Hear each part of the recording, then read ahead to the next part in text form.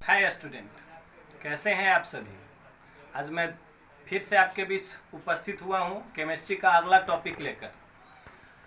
क्या है, हमने पिछले वीडियो में पढ़ाया कि रासायनिक अभिक्रिया की क्या क्या विशेषताएं होती हैं। उसमें कुछ बच गए, उसको मैं यहाँ पे लेके आया हूँ। आप देखें इन्हें अच्छे से। उसके पहले कुछ स्टार पॉइंट है जिसको हम पहले क्लियर कर लेना चाहते हैं। क्या है, पहला स्टार है, कहता है कि वह रासायनिक अभिक्रिया जिसके फलस्वरूप ऊष्मा मुक्त होता है उसे ऊष्माक्षेपी रासायनिक अभिक्रिया कहते हैं। अर्थात कुछ ऐसी रासायनिक अभिक्रियाएं होती हैं जो अपने पूर्ण होने के बाद ऊष्मा देती हैं, उन्हें हम ऊष्माक्षेपी रासायनिक अभिक्रिया कहते हैं।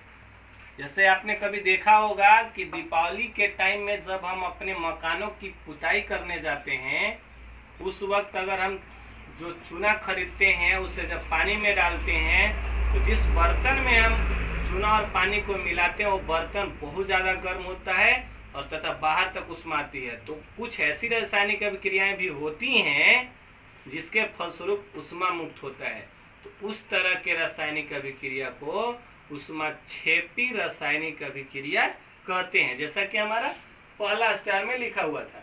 दूसरा क्या कहता है, कह रहा है कि वह रासायनिक अभिक्रिया जिसे पूर्ण होने के लिए ऊष्मा की आवश्यकता होती है। कुछ ऐसे रासायनिक अभिक्रियाएं होती हैं जिन्हें पूर्ण होने के लिए ऊष्मा की आवश्यकता होती है, उसे हम ऊष्मा शोषी रासायनिक अभिक्रिया कहते हैं। एग्जाम्पल के तौर पर अगर हम मान लिया जाए कि हाइड्रोजन और ऑक्सीजन को मिलाकर जल बनाना चाहते हैं, तो आपको पता होगा कि हाइड्रोजन को ऑक्सीजन की उपस्थिति में जलाना होता है, यानी कि उन्हें ऊष्मा देने की जरूरत पड़ती है। तो यदि ऊष्मा देना हो तो उसे ऊष्मा शोषी रासायनिक अभिक्रिया कहते हैं। अगर वो हमें दे तो ऊष्माक्षेपी, हमसे ले तो ऊष्मा शोषी।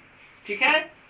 हमारा यहाँ पे अगला टॉपिक है अवस्था में परिवर्तन। क्या है, कहता है कि कुछ रासायनिक अभिक्रिया के फलस्वरूप पदार्थ के अवस्था में परिवर्तन हो जाता है। यानी कि कुछ ऐसे भी रासायनिक अभिक्रियाएं हैं जिसमें पदार्थ जब हम अभिकारक जो लेते हैं उनका अवस्था और जो नया पदार्थ उत्पाद बनता है उनके अवस्था में परिवर्तन हो जाता है। समझ में आ गई। चलिए आगे हमारा टॉपिक है रासायनिक समीकरण, केमिकल इक्वेशन। रासायनिक समीकरण किसे कहते हैं, कहता है परिभाषा आप देखिए तो क्या लिखा हुआ है। लिखता है कि रासायनिक अभिक्रिया में भाग लेने वाले, यानी कि रासायनिक अभिक्रिया में जो भाग लेते हैं, कौन भाग लेते हैं, तत्व या पदार्थ। तो कहता है कि रासायनिक अभिक्रिया में भाग लेने वाले तत्वों या पदार्थों को उनके संकेतों या सूत्रों के द्वारा व्यक्त करना रासायनिक समीकरण कहलाता है। फिर से अगर एक बार देख लें, क्या कहता है कि रासायनिक अभिक्रिया में भाग लेने वाले तत्वों या पदार्थों को, यानी कि रासायनिक अभिक्रिया में जो जो तत्व या पदार्थ भाग लेंगे उनको उनके रासायनिक संकेत या रासायनिक सूत्र के द्वारा व्यक्त करना रासायनिक समीकरण कहलाता है। एग्जाम्पल के तौर पर जैसे हमने लिया है, हम जानते हैं कि हाइड्रोजन और ऑक्सीजन आपस में अभिक्रिया कर जल बनाते हैं।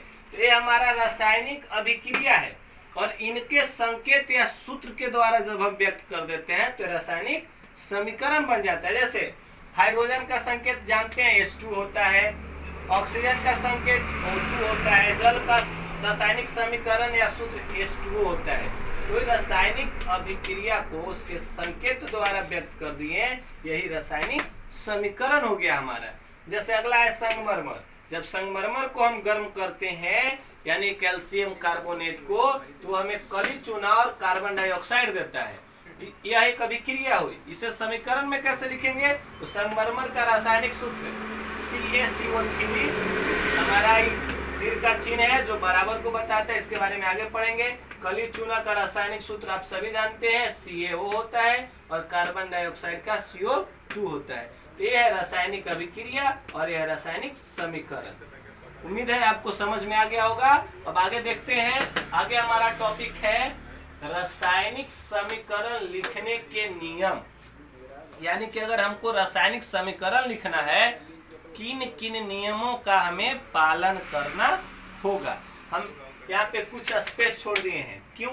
यहाँ पे हम लिख सकते हैं कि रासायनिक समीकरण लिखने के निम्नलिखित नियम हैं, उनको लिख देना है। एग्जाम में लिखना बहुत ही अच्छा होता है, अच्छा माना जाता है। चलिए देखते हैं हमारा पहला क्या है। पहला कहता है कि रासायनिक अभिक्रिया में, जब हम रासायनिक अभिक्रिया करते हैं तो अभिकारक को उनके संकेतों या सूत्रों के द्वारा बाईं ओर लिखी जाती है। यानी कि जब भी हम रासायनिक समीकरण अभिक्रिया लिखेंगे, समीकरण उसके बाद करेंगे, तो हमेशा उसके अभिकारक को अपने बाईं ओर लिखते हैं। दूसरा क्या कहता है, यदि अभिकारकों की संख्या 2 या 2 से अधिक हो, यानी यदि अभिकारक 2 या 2 से अधिक हो जाएं, तो उनके बीच धन चिन्ह यानी प्लस, जोड़ का उपयोग करते हैं। जैसा कि देखिए आप यहाँ पे देख सकते हैं कि जब हमारे अभिकारकों की संख्या 2 या 2 से अधिक हुई थी, तो हमने इनके बीच धन चिन्ह का प्रयोग किया था। तीसरा है रासायनिक अभिक्रिया के फलस्वरूप, रासायनिक अभिक्रिया के प्रतिफलों को उनके संकेतों या सूत्रों के द्वारा दाईं ओर लिखते हैं। यानी कि जो प्रतिफल बनते हैं, उत्पाद बनते हैं, नया जो पदार्थ बनता है, उनको हम दाईं ओर लिखते हैं। चौथा क्या है, यदि प्रतिफलों की संख्या 2 या 2 से अधिक हो, यानी कि यदि प्रतिफल की संख्या 2 या 2 से अधिक हो जाए, तो उनके बीच भी धन चिन्ह का उपयोग करते हैं। जैसे हमारा यहाँ प्रतिफल की संख्या 2 हो गई थी, तो उनके बीच हमने धन चिन्ह का प्रयोग किया था।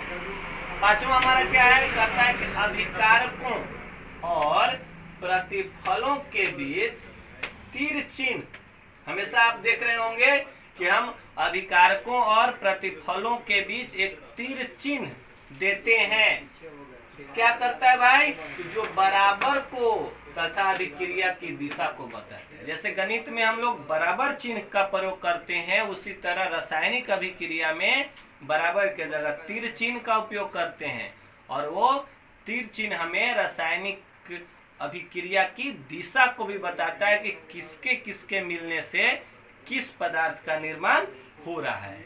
चलिए हमारा अगला है लास्ट आज के लिए, कि रासायनिक समीकरण मुख्यतः 2 प्रकार के होते हैं। रासायनिक समीकरण 2 प्रकार के होते हैं। कौन कौन?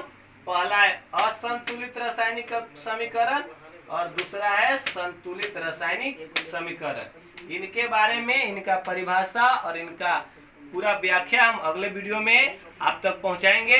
तब तक के लिए थैंक्स।